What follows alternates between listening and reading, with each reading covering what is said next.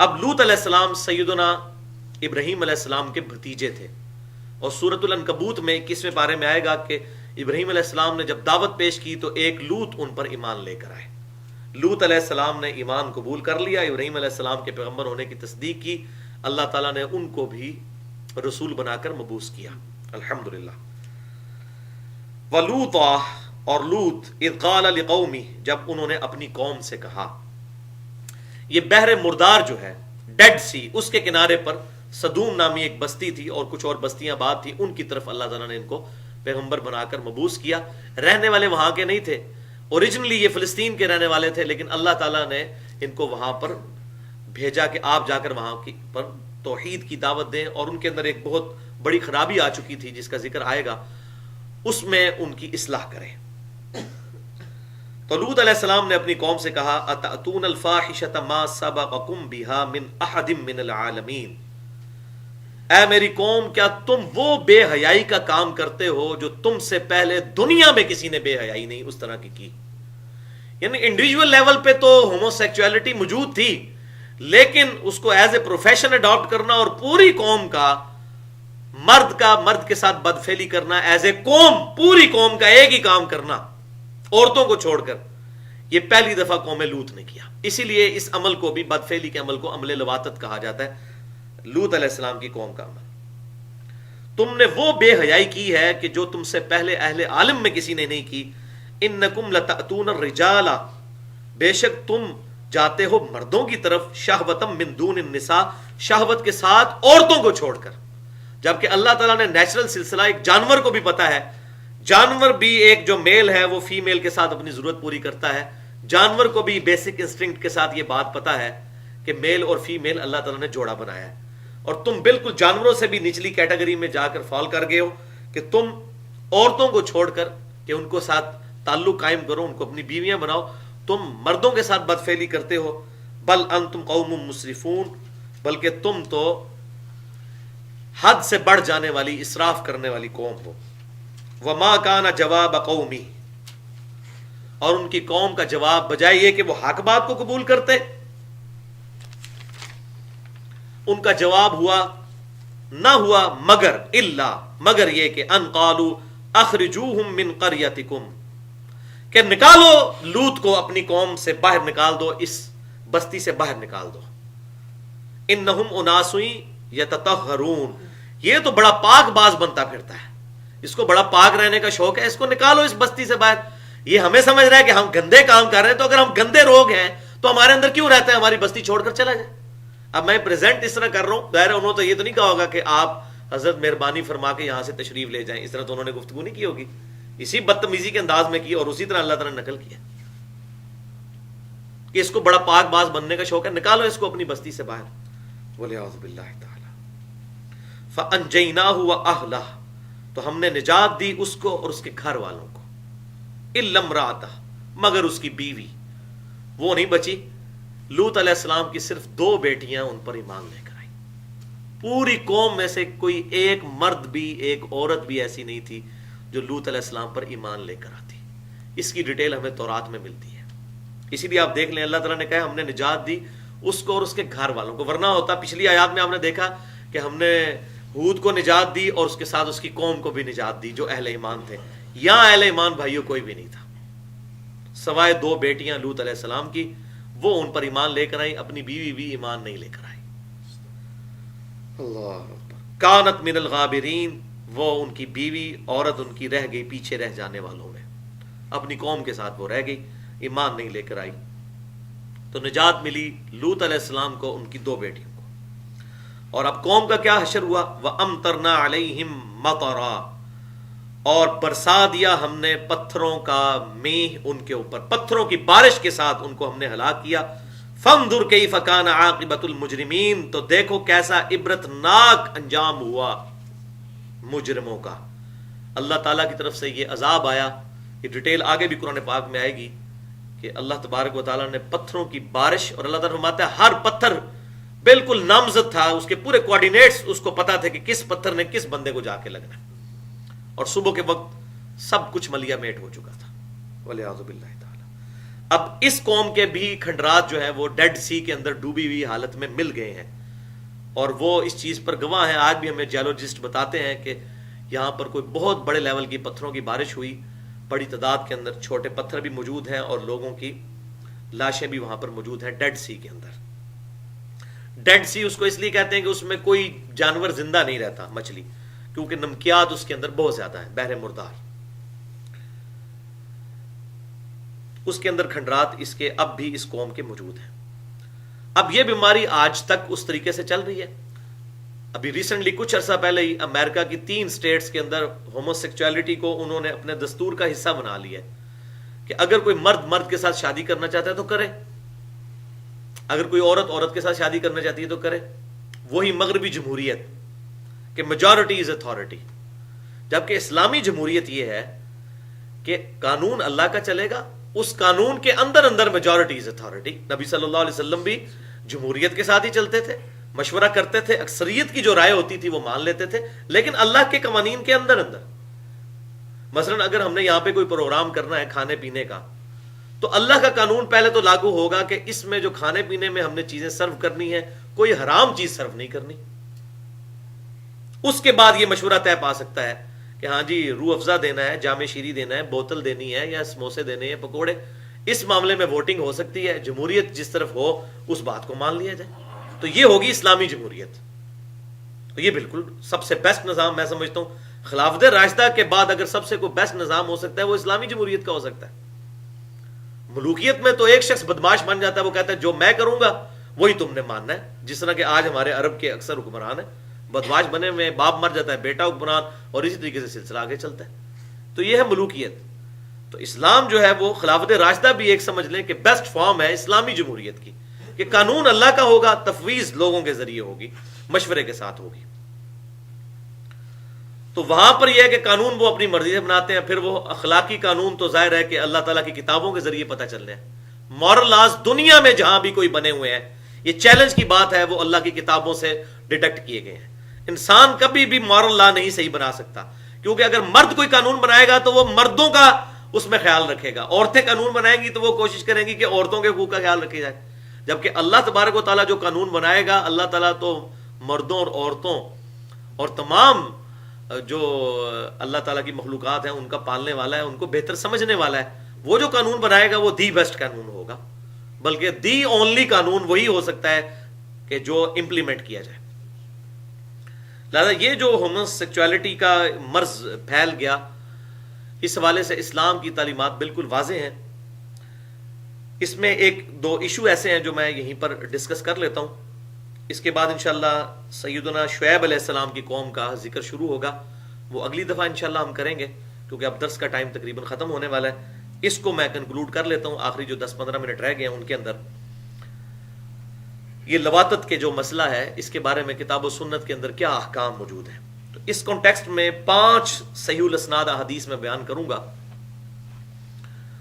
بھائیو، سورۃ البقرہ کی آیت نمبر 223 کے اندر آیا، بسم اللہ الرحمن الرحیم، نساؤکم حرث لکم، تمہاری بیویاں تمہاری کھیتیاں ہیں، اور اپنی بیویوں کے پاس جہاں سے تمہاری مرضی ہو وہاں سے ان کے پاس آؤ، ان کے ساتھ صحبت کرو،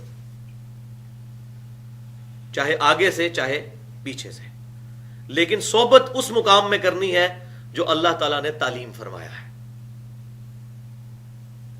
یعنی قبل میں، اگلے حصے میں، دبر میں نہیں، پچھلے حصے میں نہیں. وہ لواطت ہے، چاہے مرد کے ساتھ کیا جائے چاہے عورت کے ساتھ، دونوں صورتوں میں وہ حرام ہے. بعض لوگوں نے اس آیت کی غلط انٹرپریٹیشن کی کہ تمہاری بیویاں تمہاری کھیتیاں ہیں، چاہے آگے سے آؤ چاہے پیچھے سے آؤ، تو وہ کہتے ہیں کہ یہ تو بالکل جائز ہے لواطت عورتوں کے ساتھ کرنا. تو ان سے پوچھیں کہ بھائی یہ الفاظ ہی خود اس کی حفاظت کر رہے ہیں، کھیتی کیوں کہا گیا؟ کہ اس کے اندر بو گے تو اللہ تعالیٰ تمہیں پھل دے گا. تو پھل کے بونے کی جگہ جو ہے وہ اگلا مقام ہے، پچھلا مقام تو ہے نہیں ہے. تو بالکل قرآن اپنی حفاظت خود کر رہا ہے کہ کھیتی ہے، تو کھیتی میں، اور اس کے آگے آیت بھی چلتی ہے کہ پھر اللہ تعالیٰ کے حضور تم طلب کرو گے، صدقہ جاریہ ہوگا تمہاری اولاد تمہارے لیے جو اللہ تمہیں عطا کرے گا. تو کھیتی جو ہے وہی مقام ہے جہاں پر نیچرل مقام ہے صحبت کرنے کا، جو جانور کو بھی پتا ہے، کیونکہ وہ انسٹنکٹ کے اوپر ہے، اپنی جبلت پہ. تو آگے سے آؤ یا پیچھے سے آؤ. تو اس کا جو شان نزول ہے وہ 5 حدیثوں میں سے پہلی حدیث صحیح بخاری اور صحیح مسلم کی متفق علیہ حدیث ہے اس آیت کی تفسیر میں کہ یہ آیت کس موقع پر نازل ہوئی. سیدنا جابر بن عبداللہ رضی اللہ تعالیٰ عنہ کہتے ہیں کہ یہودیوں کا یہ عقیدہ تھا کہ جو شخص اپنی عورت کے ساتھ صحبت کرے یعنی اگلے حصے میں ہی قبل میں ہی لیکن وہ پچھلی جانب سے تو اس کی جو اولاد پیدا ہوگی وہ بہنگی پیدا ہوگی. یہ ان کا عقیدہ تھا. تو اللہ تبارک و تعالیٰ نے اس غلط عقیدے کو پوائنٹ آؤٹ کیا کہ ان کا عقیدہ غلط ہے اور یہ آیت نازل فرمائی کہ تمہاری عورتیں تمہاری کھیتیاں ہیں, چاہے آگے سے آؤ چاہے پیچھے سے, لیکن کھیتیاں ہیں اسی مقام میں صحبت کرنی ہے. اب ظاہر یہودیوں کو بھی یہ بات پتا تھی کہ بچہ بہنگا پیدا ہوتا ہے, کیا مطلب بچہ وہیں سے پیدا ہوگا کہ جو اللہ تعالیٰ نے کھیتی کے بونے کا مقام رکھا ہوا ہے اور وہ اگلا حصہ پیچھے والا تو ہو ہی نہیں سکتا. دوسری حدیث جامعہ ترمذی اور سنن ابن ماجہ میں صحیح سند کے ساتھ موجود ہے. ابن عباس رضی اللہ تعالیٰ عنہ یہی آیت پڑھا کرتے تھے, نساؤکم حرث لکم, تمہاری بیویاں تمہاری کھیتیاں ہیں. پھر مفسر قرآن ابن عباس رضی اللہ تعالیٰ عنہ کا قول ترمذی اور ابن ماجہ دونوں میں موجود ہے صحیح سند کے ساتھ. وہ کہا کرتے تھے کہ تمہاری بیویاں تمہاری کھیتیاں ہیں, ان کے ساتھ چاہے آگے سے یا پیچھے سے آؤ لیکن ان کے ساتھ لواطت مت کرو اور حالت حیض میں بھی صحبت سے بچو. تو آگے سے آؤ یا پیچھے سے, لیکن لواطت نہیں کرنی, یعنی پچھلے حصے سے ان کے ساتھ صحبت نہیں کرنی, قبل میں کرنی ہے, دبر میں نہیں. تیسری حدیث بھی جامعہ ترمذی اور سنن ابن ماجہ میں صحیح سند کے ساتھ موجود ہے کہ آپ صلی اللہ علیہ وسلم نے فرمایا, بے شک اللہ تعالی حق کہنے سے نہیں شرماتا, تم اپنی عورتوں کے ساتھ پیٹھ میں مباشرت مت کرو. یعنی اب یہ جو مسئلہ میں بیان کر رہا ہوں, اس کسی کے ذہن میں کوئی شیطان گزر کہ پتہ نہیں کون سی بے حیائی کی باتیں کر رہے ہیں, تو وہ آپ صلی اللہ علیہ وسلم نے خود کلیئر کر دیا ہے کہ بے شک اللہ تعالیٰ حق کہنے سے نہیں شرماتا. یعنی اللہ تعالیٰ نے مجھے یہ بات تعلیم فرمائی ہے, میں تم تک پہنچا دوں کہ اپنی عورتوں کے ساتھ پیٹھ میں ان کے ساتھ صحبت نہ کرو, لواطت مت کرو. بالکل کلیئر ہو گیا. چوتھی حدیث, یہ بڑی کریٹیکل حدیث ہے, میں اس کا انٹرنیشنل نمبر بھی بتا دیتا ہوں. سنن ابی داؤد میں انٹرنیشنل نمبرنگ کے مطابق 2162 نمبر حدیث ہے کہ آپ صلی اللہ علیہ وسلم نے فرمایا, جو شخص اپنی بیوی کے ساتھ پیٹھ میں صحبت کرتا ہے, لواطت کرتا ہے, وہ ملعون ہے, یعنی اس پر اللہ تعالیٰ کی لعنت ہے. اور یہ سب سے سخت بات کسی کے بارے میں کی جائے تو یہ ہے کہ وہ لعنتی ہے. لعنت کا مطلب پتہ کیا ہے؟ اللہ کی رحمت سے دور. تو جب اللہ کی رحمت سے دور تو محض اعمال کی بنیاد پہ تو کسی کا بیڑا پار نہیں ہونے والا. ہمیں اللہ کی رحمت ہی تو ضرورت ہے. بخاری اور مسلم کی متفق علیہ حدیث ہے کہ کوئی شخص محض اپنے اعمال کی بنیاد پر جنت میں داخل نہیں ہو سکتا. ایک صحابی نے بڑی جرت کر کے عرض کیا, اللہ کے رسول کیا آپ بھی؟ فرمایا ہاں میں بھی, جب تک میرے رب کی رحمت مجھے ڈھانپ نہ لے میں بھی جنت میں داخل نہیں ہو سکتا, محض اعمال کی بنیاد پر. تو وہ ملعون ہے جو لواطت کرتا ہے اپنی بیوی کے ساتھ. پانچویں حدیث جامعہ ترمذی کی صحیح حدیث انٹرنیشنل نمبرنگ کے مطابق 1165 نمبر, یہ کریٹیکل حدیث ہے کہ آپ صلی اللہ علیہ وسلم نے فرمایا, اللہ تعالی قیامت والے دن ایسے شخص کی طرف رحمت کی نظر بھی نہیں فرمائے گا جو کسی عورت یا کسی مرد کے ساتھ بدفعلی کرے اور قوم لوط کا سا عمل کرے. تو اس حدیث میں کیٹاگوریکل مینشن ہو گیا, نہ تو عورت کے ساتھ اور نہ ہی مرد کے ساتھ لواطت ہو سکتی ہے, قوم لوط والا عمل.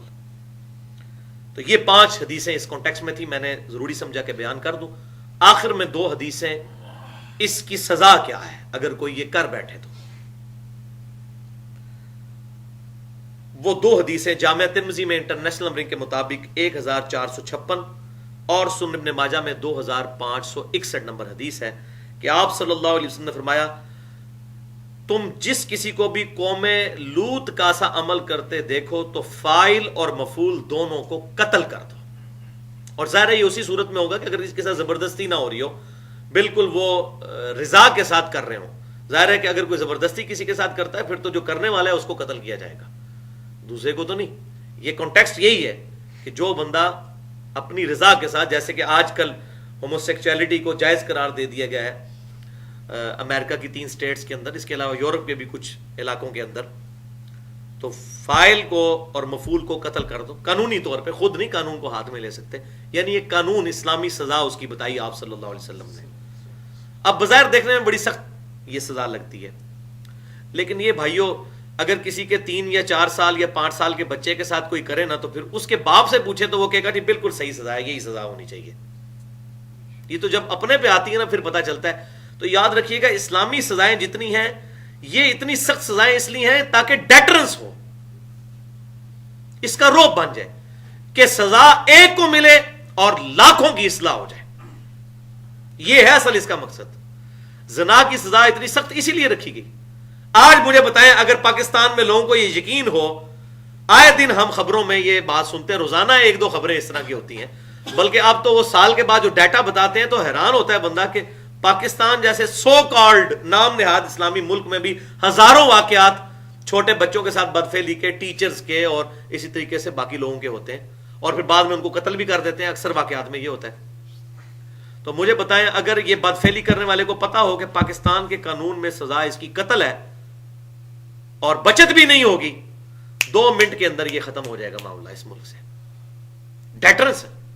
دنیا میں 2 اسلامی ملک ایسے ہیں کہ اپنی بہت خرابیوں کے باوجود کافی حد تک اسلامی سزائیں وہاں پر نافذ ہیں. ایک سعودی عرب اور دوسرا ایران. اور آپ وہاں جا کر کرائم کی ریشو چیک کر لیں، دنیا کے کسی ملک میں اتنی کم ریشو نہیں ہے جرم کرنے کی جتنی ان 2 ملکوں کے اندر ہے. کیونکہ وہ تو لوگوں کو پتا ہے کہ چور نے اس کے ہاتھ کٹیں گے. ایک بار ہاتھ کٹ جائے نا، چور کو یقین ہو کہ میرا ہاتھ کٹنا ہے، اور دوسری بار چوری کی تو دوسرا ہاتھ کٹنا ہے، تو کبھی نہیں چور کرے. تو یہ اسلامی سزاؤں کی حکمت یہ ہے کہ ڈیٹرنس، کہ ان کی دہشت ایسی ہو کہ ایک بندے کو سزا ملے اور لاکھوں کے لیے. یہ نہیں ہے کہ مطلب وہ سعودی عرب میں ہر دوسرا بندہ ہی ٹونڈا ہے. لوگ باہر کے لوگ یہی سمجھتے ہیں یہاں تو چور کے ہاتھ کاٹے جاتے ہوں گے تو آدھا سعودی عرب جو ہے اس کے ہاتھ ہی کوئی نہیں ہوں گے. ایسا نہیں ہوگا بھائی. جب ہاتھ کٹیں گے نا پبلکلی تو بڑے بڑے چور جو ہے نا وہ بھوکا مرنا گوارا کریں گے، ہاتھ نہیں اپنا کٹوائیں گے.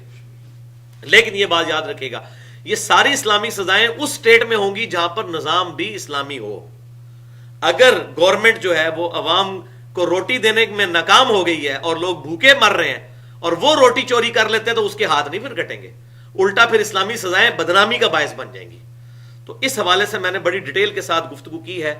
مسئلہ نمبر 46 کے نام سے اسلامک سزائیں جو ہیں اور ان کا فلسفہ اور ان کی حکمت کیا ہے، اس میں میں نے ڈیٹیل کے ساتھ یہ ساری باتیں بیان کی ہیں الحمدللہ. مسئلہ نمبر 46 کے نام سے اہل سنت پاک.com پر 720085 یوٹیوب کے چینل کے تھرو میری گفتگو اپلوڈ ہے. تو یہ اسلامی سزاؤں کا ہے فلسفہ. اسی کانٹیکسٹ میں دوسری اور آخری حدیث وہ جامعہ ترمذی میں 1455 اور سنن نبی داؤد میں 4464 نمبر حدیث ہے کہ آپ صلی اللہ علیہ وسلم نے ارشاد فرمایا، جو شخص چوپائے کے ساتھ بھی بدفعلی کرے تو اسے بھی قتل کر دو. اس چوپائے کو بھی، جانور کے ساتھ بھی کوئی بدفعلی کرتا ہے، اور یہ تھیوریٹیکل باتیں نہیں ہیں، ہو رہا ہے ہمارے معاشرے میں، یہ عام ہے. وہ تو جس کی فیلڈ نہیں ہوتی اس کو نہیں پتا ہوتا، ہمیں بھی نہیں پتا ہوتا، لیکن جب کوئی باتیں سننے کو کہیں ملتی ہیں تو پھر پتا چل جاتا ہے. تو چوپائے کو بھی قتل کر دو اور اس فیل کرنے والے کو بھی قتل کر دو. تو ابن عباس سے کسی نے پوچھا کہ یہ بتائیے کہ اس جانور کو آپ صلی اللہ علیہ وسلم نے قتل کرنے کا یا ذبح کرنے کا حکم کیوں دیا، قتل کرنے کا؟